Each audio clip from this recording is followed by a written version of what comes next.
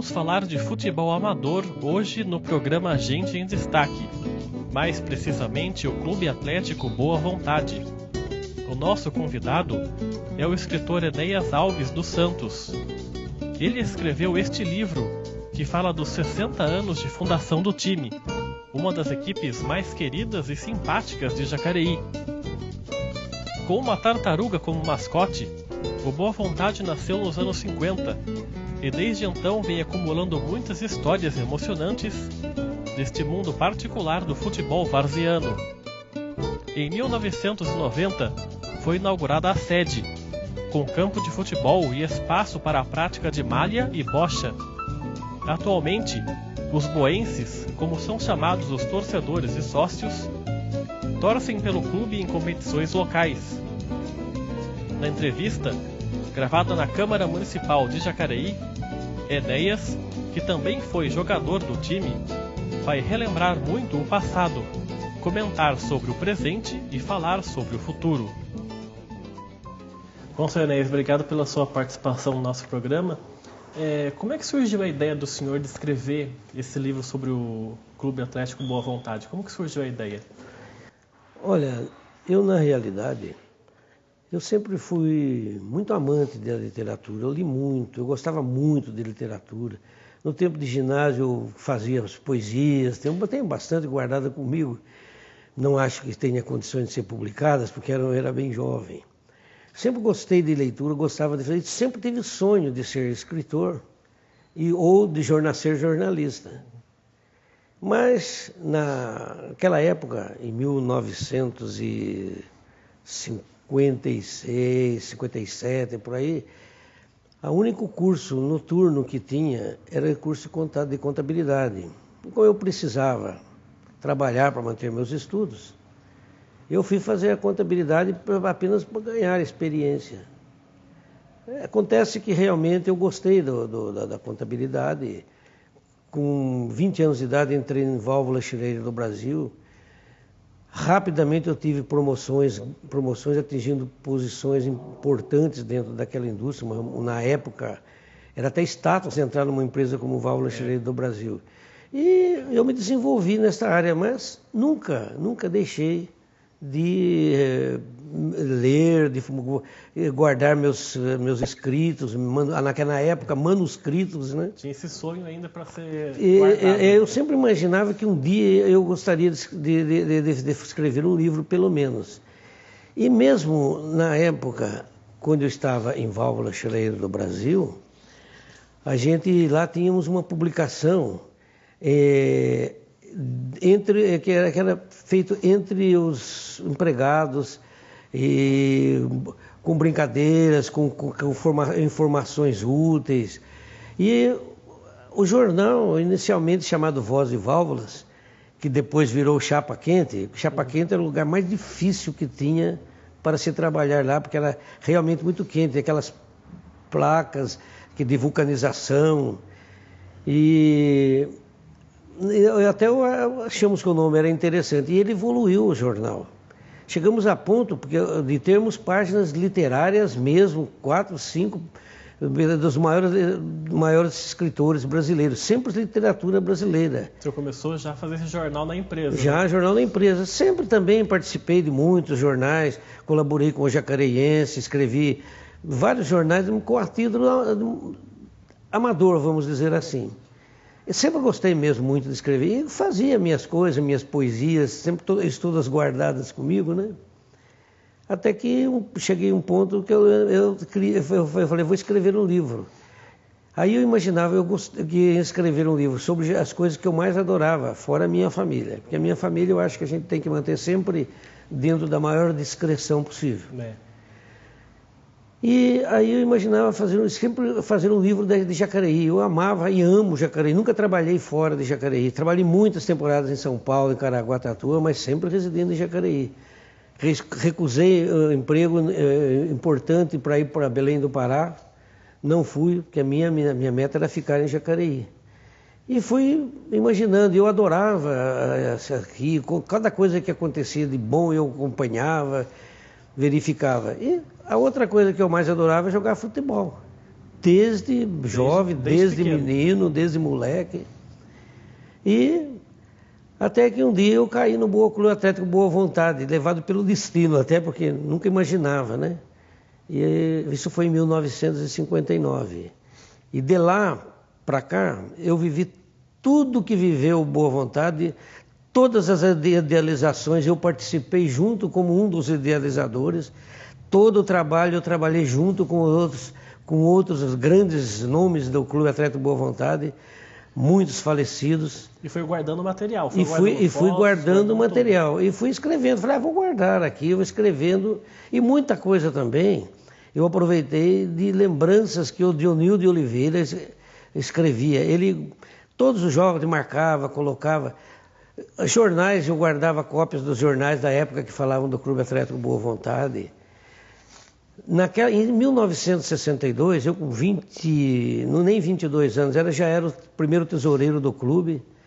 Na época, o José Sebastião de Oliveira, um grande boense nos primeiros tempos, e ele era correspondente de A Gazeta Esportiva em Jacareí, e ele escrevia para o jornal. Então, resolvemos fazer um jornal interno do Oboense, lá do Clube Atlético Boa Vontade. Que eu, inclusive, transcreve no livro, né? Transcrevo no livro, até eu preferi transcrever na íntegra como estava. Saíram 4 números. Era uma aventura fazer um jornal naquela época. Além de sair caríssimo, nós conseguimos na gráfica do Educandário, que tinha muito poucos tipos velhos, estragados, que eu tenho lá os originais, mas não dava para publicar no livro os originais, porque a tinta já está perdendo, os tipos você tem que pôr tipo diferente junto com outro para completar a palavra. Foi uma aventura, mas marcou muita época e muitas coisas que se tornaram registros da vida do clube. E de 10 anos para cá que o senhor começou a escrever realmente o livro? Não, foi no sentido de realmente, de 10 a, então, digamos, uns 11, 12 anos, que realmente eu resolvi montar e fazer mesmo. Explique para quem está em casa o que é o Clube Atlético Boa Vontade. Qual é o tamanho dessa tradição aqui em Jacareí do futebol amador desde os anos 50 para cá?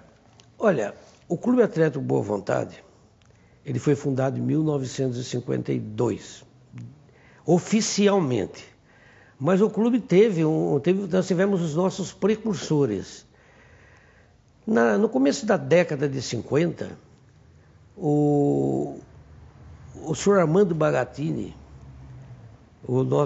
foi com ele que começou tudo. O senhor Armando Bagatini iria prestar exame na Polícia Rodoviária Federal do advento, quando começou a Dutra, a rodovia Presidente Dutra. E ele, ele ia ter que fazer exames, preparos físicos, para ele conseguir manter um preparo físico, ele começou a fazer exercícios físicos no campo do antigo Ponte Preta Futebol Clube, que é exatamente onde está o Jardim Leonídia hoje. Lá ele começou correndo e tal, depois levou uma bola, começou correndo atrás da bola, depois ele falou, poxa, é muito chato, sozinho, convidou alguns amigos, esses amigos foram aumentando e acabaram formando o Clube dos Alfaiates. Porque a maior parte eram alfaiates, que iam, se não me falha a memória, o senhor Armando também era alfaiate. Ele foi reunindo os amigos dele. Foi reunindo os amigos ali. Só que eles tinham que trabalhar no horário normal. Então, quando era 5 horas, 5:30 da manhã, no clarear do dia, antes de clarear do dia, eles estavam lá esperando clarear para fazer o treino, jogar.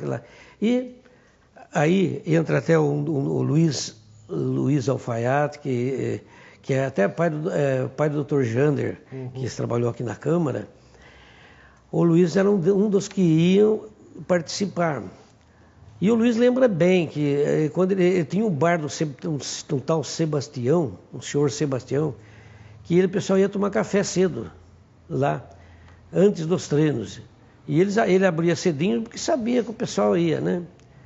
E aí segundo o Luiz, um dia uma pessoa que também tomava café lá perguntou, escuta, por que esse pessoal sempre vem aqui?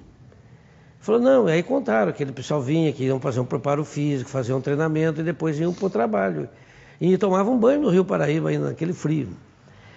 E a primeira expressão foi, nossa, realmente, vocês são gente de boa vontade mesmo, com uma expressão que gravou muito. E toda vez que iam lá, a pessoa falava, turma da boa vontade. Tá certo?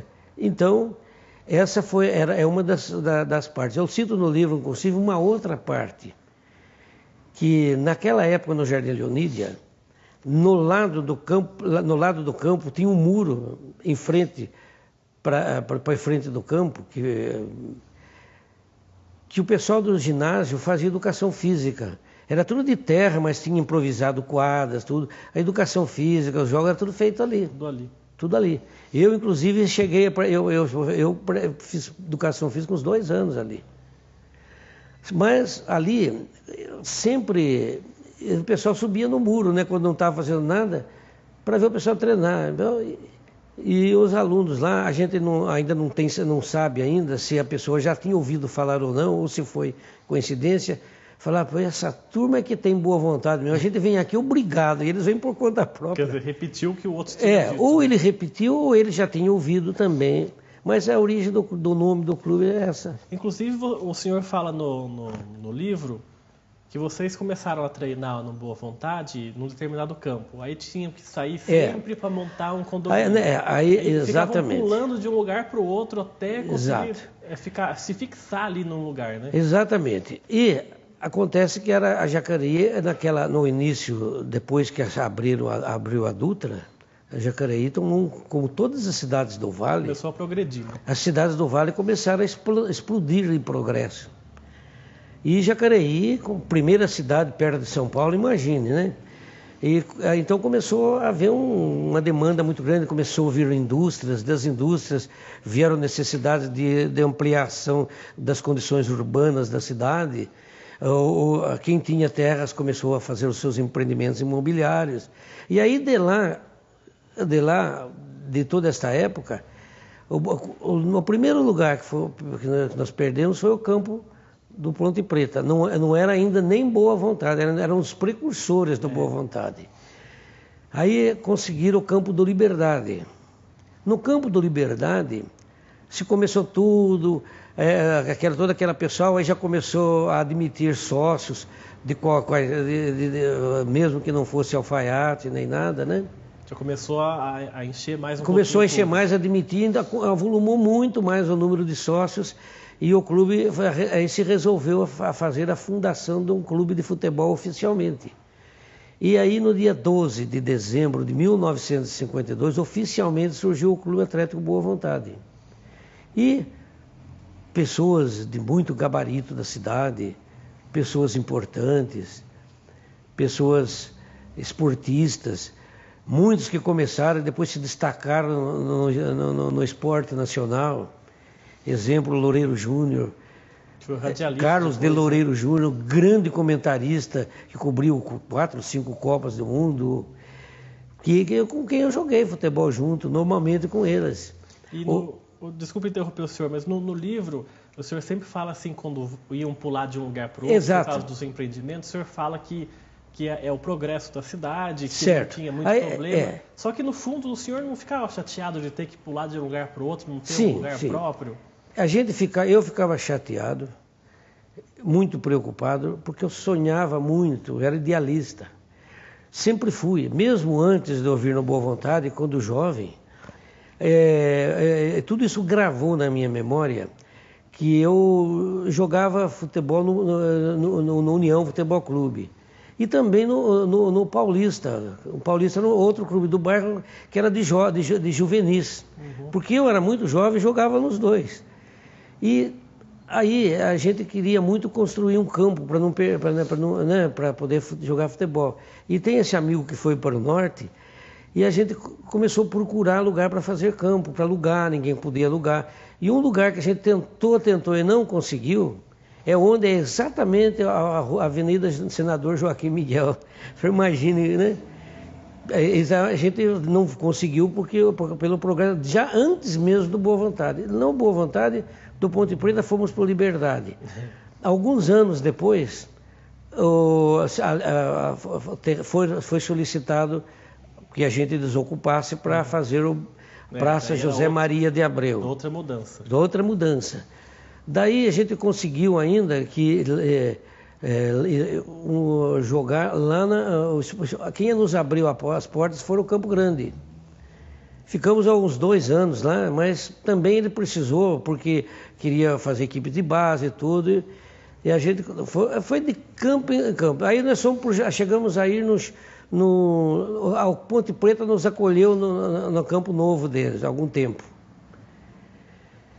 Mas foi tanta a dificuldade que o clube chegou a paralisar.